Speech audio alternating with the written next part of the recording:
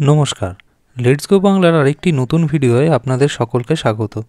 আমি আজ এসেছি উত্তর কলকাতার বাগবাজার অঞ্চলের গ্যালিপ স্ট্রিটে। এখানে প্রতি রবিবার গাছ, অ্যাকোরিয়ামের মাছ এবং বিভিন্ন প্রাণীদের নিয়ে একটা হাট বসে। পশুপ্রেমী, গাছপ্রেমী এবং মাছপ্রেমী মানুষদের কাছে এই হাটটি খুবই জনপ্রিয়। হাটটি প্রত্যেক রোববার সকালবেলায় আপনার এই ভোরবেলার দিকে বসে এবং প্রায় দুপুর অবধি চলে।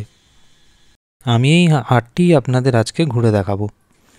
আপনারা এই হাটে বাইক বা গাড়ি নিয়েও আসতে পারেন, কারণ এখানে পার্কিংয়ের ব্যবস্থাও রয়েছে।